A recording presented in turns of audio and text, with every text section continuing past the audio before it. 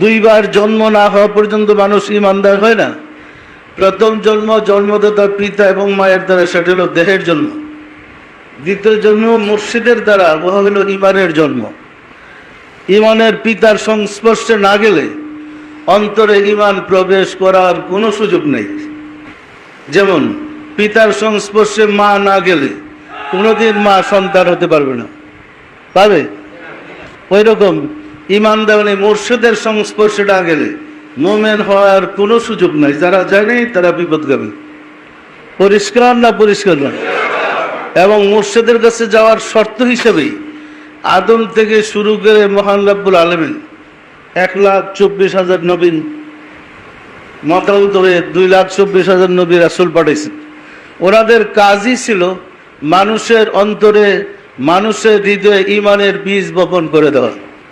যারা তাদের সংস্পর্শে গিয়েছে, ইমানের নূর ধারণ করেছে, তারা মুমিন হয়েছে এবং চরম বিপদে তারা আল্লাহর সাহায্য পেয়েছে।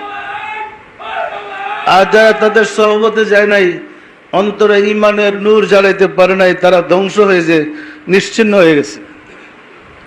নূহ আলাইহিস সালামের জমানার কথা ধরেন, যারা নূহকে অনুসরণ করেছে তারা মুমিন এবং মহাপ্রলয়ে তারা রক্ষা পেয়েছে।